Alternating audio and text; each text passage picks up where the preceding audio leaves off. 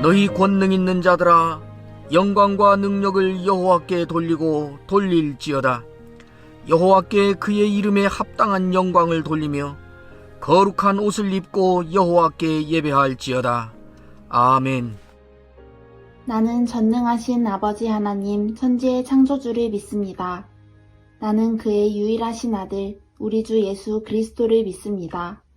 그는 성령으로 잉태되어 동정녀 마리아에게서 나시고 본디오 빌라도에게 고난을 받아 십자가에 못 박혀 죽으시고 장사된 지 사흘 만에 죽은 자 가운데서 다시 살아나셨으며 하늘에 오르시어 전능하신 아버지 하나님 우편에 앉아 계시다가 거기로부터 살아있는 자와 죽은 자를 심판하러 오십니다. 나는 성령을 믿으며 거룩한 공교회와 성도의 교제와 죄를 용서받는 것과 몸의 부활과 영생을 믿습니다. 아멘.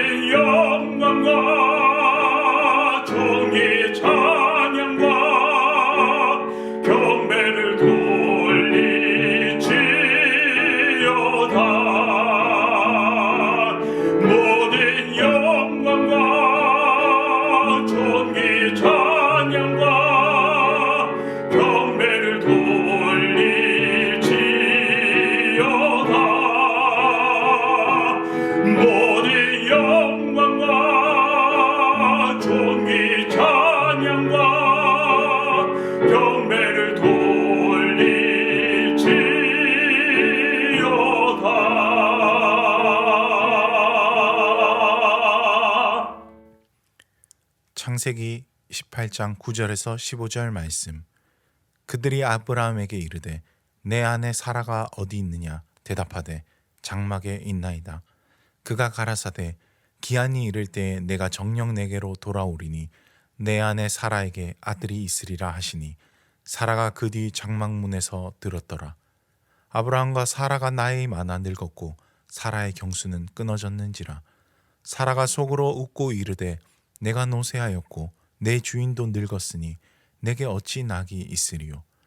여호와께서 아브라함에게 이르시되 사라가 왜 웃으며 이르기를 내가 늙었거늘 어떻게 아들을 낳으리요 하느냐.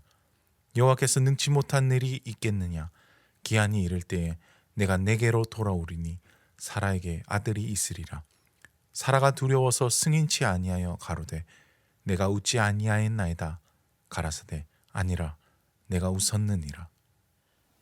아브라함이 사람 셋의 모양으로 자기를 찾아온 하나님께 대하여 어떻게 민감하게 하나님을 알아보고 어떻게 민첩하게 하나님 앞에서 행동을 하고 처신을 하였는가 하는 것을 생생하게 보여주는 것이 창세기 18장 1절에서 7절까지의 말씀입니다. 그리고 이어지는 8절 이하의 긴 나머지 말씀들은 하나님께 이렇게 민감하게 하나님을 알아보고 하나님께 이렇게 민첩하게 처신을 하고 행동한 이 사람 아브라함에게 무슨 일이 일어났는가 하는 것을 보여주는 말씀이 창세기 18장에 이어지는 말씀입니다. 8절은 매우 특이한 말씀으로 아브라함의 행동을 마무리를 짓고 있습니다.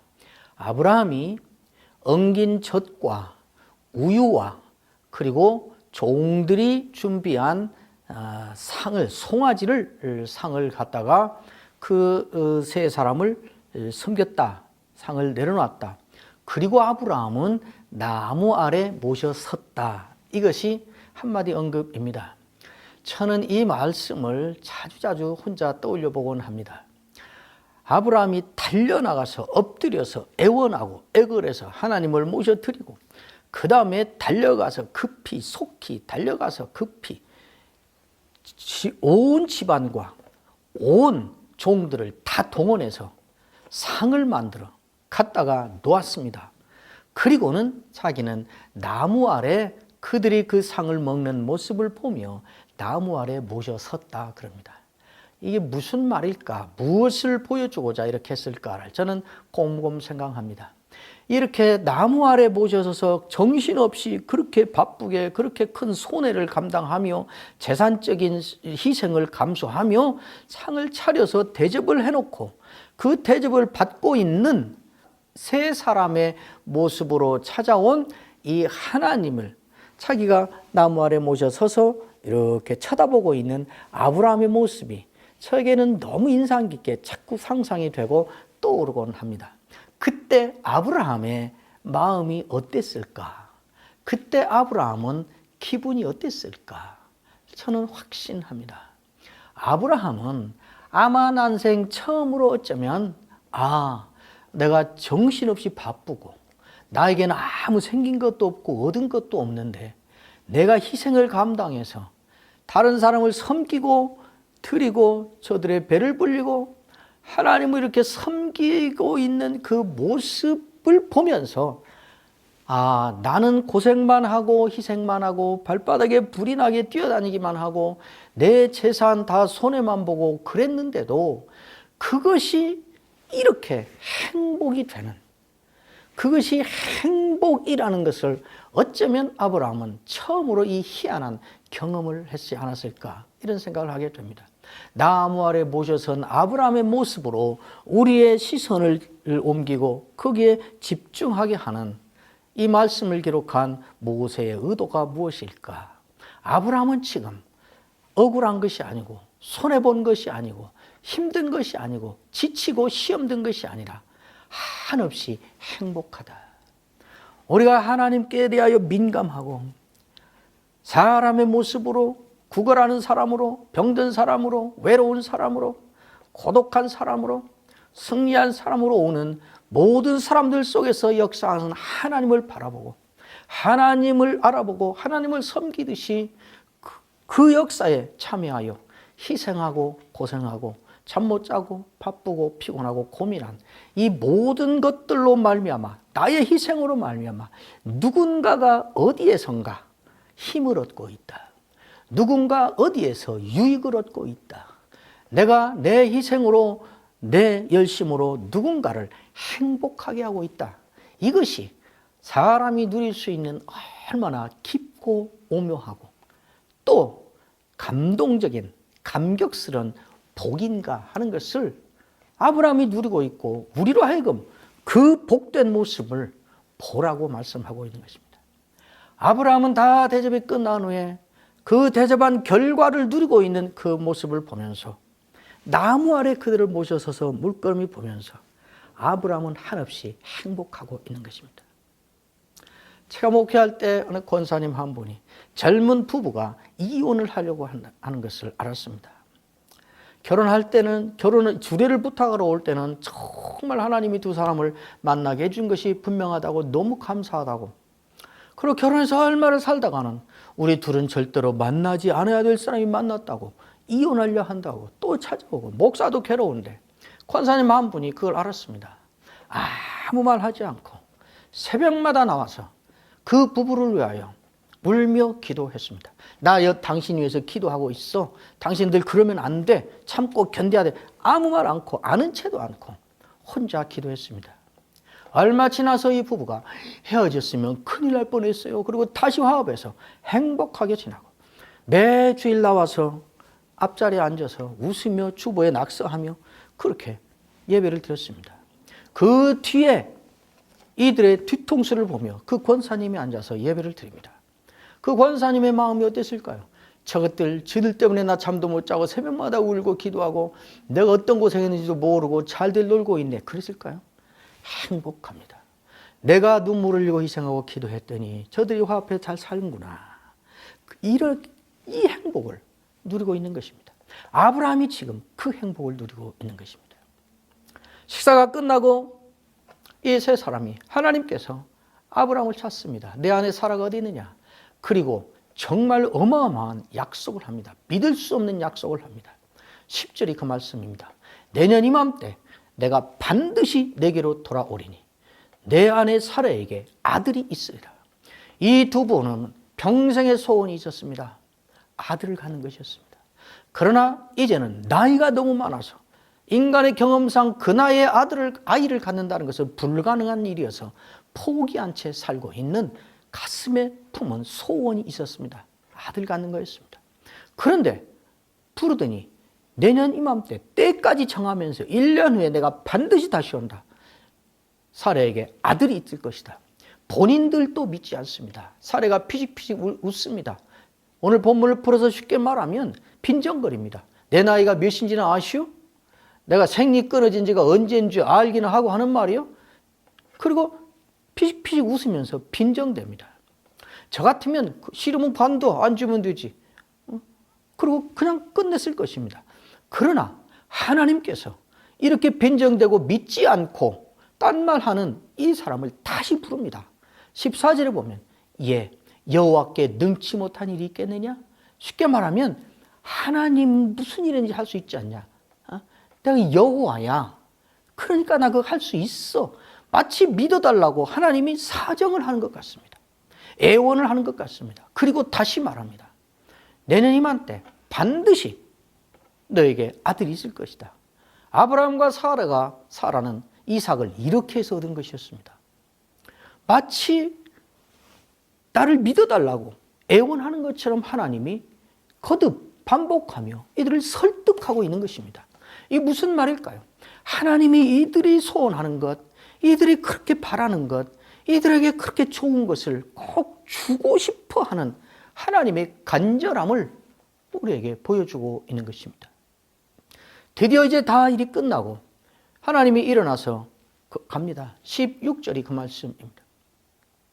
그 사람들이 거기서 일어나 소돔을 향하고 아브라함은 그들을 전송하기 위하여 함께 갔다 그럽니다.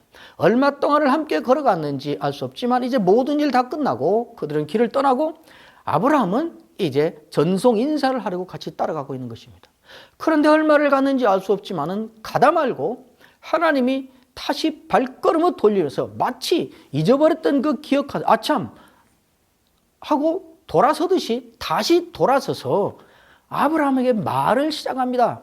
여호와께서 이르시되 내가 하려는 것을 아브라함에게 숨기겠느냐 이렇게 말하고 말을 이어갑니다.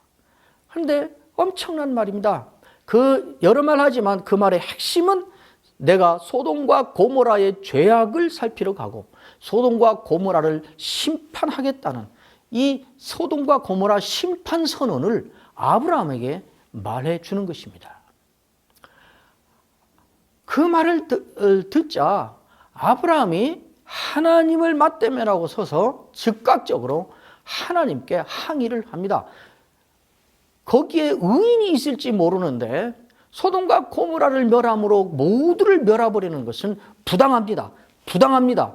그렇게 하면 하나님은 정의롭지 않습니다 하고 3번을 반복해서 하나님께 항의를 합니다. 그러자 하나님이 한 발 물러서서 그러면 의인이 50명이 있으면 그들을 멸하지 않으마. 하나님이 양보를 합니다. 아브라함이 50명이라는 말을 듣고 잠시 생각하더니 아마 자신이 없었는지 다시 말합니다. 저는 티끌과 면지 같은 인생입니다. 그러나 감이 아래입니다. 그렇죠. 사실은 이게 모순입니다. 말이 안 됩니다. 하나님 앞에서 자기가 티끌과 먼지 같은 존재라는 것을 본인도 압니다. 그리고 그것은 사실입니다. 우리는 하나님 앞에 먼지와 티끌 같은 존재들입니다. 그러면 그렇게 알았으니까 먼지와 티끌 행세를 하고 그 처지에 가만히 있으면 되는데 감히 아닙니다. 그리고 하나님과 동급이 돼서 하나님께 말을 합니다. 자기가 자기를 아는 것과 정반대로 하나님을 맞대면하고 다시 얘기를 꺼내는 것입니다. 그리고 하는 말이 50명이 아니고 45명이 되면 어쩌시겠습니까? 45명이 되어도 심판하지 마십시오 하는 거지요. 그러니까 하나님께서 좋다. 45명이 있어도 내가 하지 않으마. 아브라함이 잠시 있다가 40명이어도 심판하면 안 됩니다. 하나님이 듣고 알았어. 너 하자는 대로 할게. 조금 있다가 30명이어도 안 될 것 같은데요. 알았어. 네 말대로 30명 돼도 심판 안 할게. 그래요. 자신이 없어졌는지 또 말합니다. 20명이 돼도 심판하면 안 되겠습니다. 하나님께서 알았어. 너 하자는 대로 할게. 아브라함이 잠시 후에 노하지 마십시오. 이번만 한 번만 더 말하겠습니다. 10명이 있어도 심판하면 안 되겠습니다. 자기 의견을 말합니다. 그러자 하나님께서 그것도 양보해서 투로 물러나시고 아브라함의 의견을 받아들여서 아브라함의 의견대로 이 역사를 그렇게 처리하겠다고 말씀합니다. 죄값으로 소돔과 고모라를 심판하는 것은 하나님의 절대 주권에 속한 일입니다. 누구도 그 역사에 간섭할 수 없고 따져 물을 수 없고 관여할 수 없습니다. 하나님이 심판을 결정하시고 심판하시면 그냥 심판하는 것입니다. 그런데 아브라함이 6번에 걸쳐서 하나님의 역사 진행에 끼어들고 자기 의견을 내고 있고 더 충격적인 것은 하나님이 이 사람 아브라함의 의견을 다 받아들이고 있는 것입니다. 이 본문을 가지고 올해는 그동안 중보기도가 얼마나 중요한가. 아브라함은 지금 소돔과 고모라를 위하여 중보기도를 하고 있다. 우리도 이런 중보기도를 해야 된다 해서 중보기도에 초점을 맞춰서 이 말씀을 많이 생각해 왔습니다. 옳습니다. 그럴 수 있습니다. 그러나 지금 이 본문 자체가 중보기도의 중요성을 말하기 전에 더 확고하게 선명하게 우리에게 말하고자 하는 것은 이 모습입니다.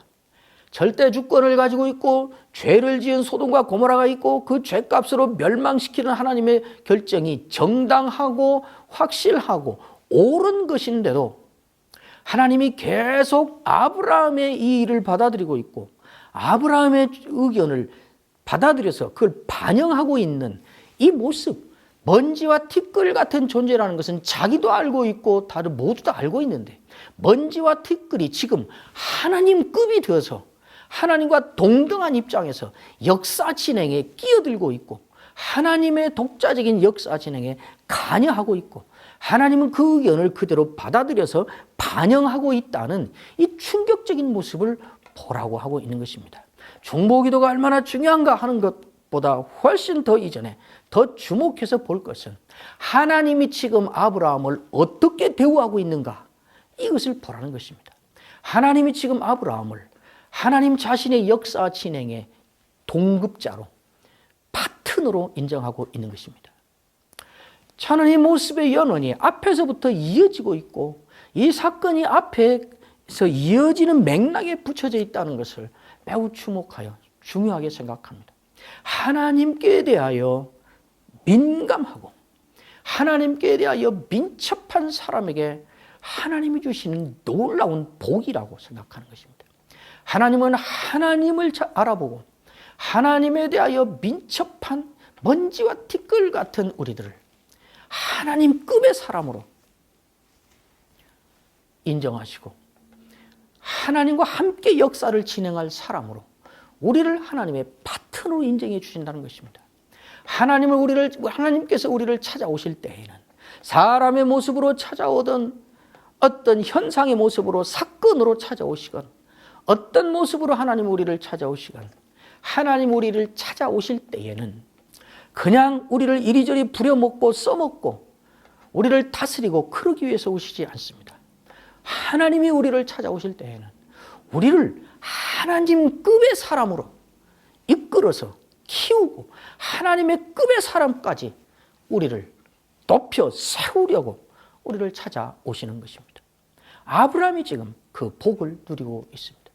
하나님께 대하여 민감한 사람, 하나님께 대하여 민첩한 사람, 영적인 민감성을 가지고, 영적인 민첩성을 가지고 하나님과 붙어있는 이 사람을 하나님은 먼지와 티끌로 여기지 않으시고 역사를 함께 진행해 갈 하나님급의 사람으로, 하나님의 역사 진행의 파트너로 여기는 것입니다. 이것이 우리 신자에게, 이것이 수시로 하나님의 찾아오심을 받는 우리 하나님의 자녀들에게 가장 큰 명예요, 가장 큰 영광인 것입니다. 모든 권세를 잊어버려도, 모든 명예를 세상에서 잊어버려도 이것이 우리를 가장 명예롭게 하고, 이것이 우리를 가장 권세 있게 하는 것입니다. 사도 바울은 그렇게 말했습니다. 너희가 세상을 심판할 자라는 것을 어찌 알지 못하느냐? 너희가 천사들을 심판할 자라는 것을 어찌 알지 못하느냐? 올해는 하나님이 우리에 대하여 갖고 계시는 기대, 하나님이 우리를 이끌어 세우고자 하는 그곳에 이르도록 그것을 알아보고 사모하며 그 길에 가도록 늘 하나님 편에 붙어 있어야 되는 것입니다. 이 복을 누리는 우리 모든 하나님의 자녀들, 하나님의 백성들, 그리고 이 시대 하나님의 교회가 되기를 주의 이름으로 축원합니다.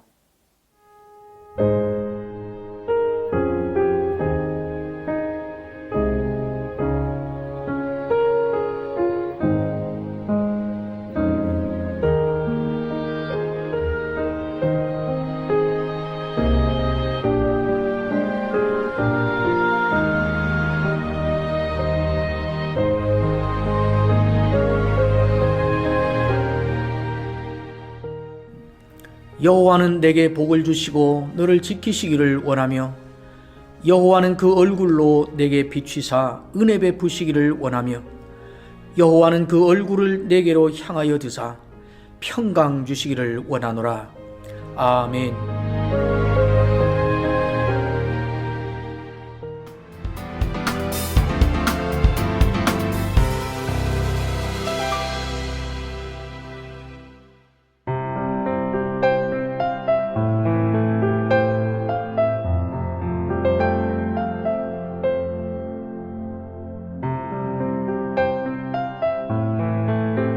하박국 선지자는 괴로워합니다.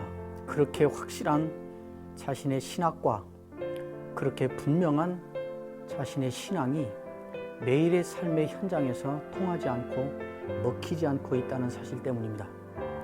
신학과 현실 사이의 괴리, 신앙으로 고백하는 하나님과 삶의 현장에서 확인하는 하나님 사이의 불일치, 그것이 고민의 문제입니다. 그래서 그는 고민합니다. 괴로워합니다. 황당해합니다. 그래서 하나님께 따져 묻습니다. 왜 이러시는 겁니까? 언제까지 이러실 것입니까?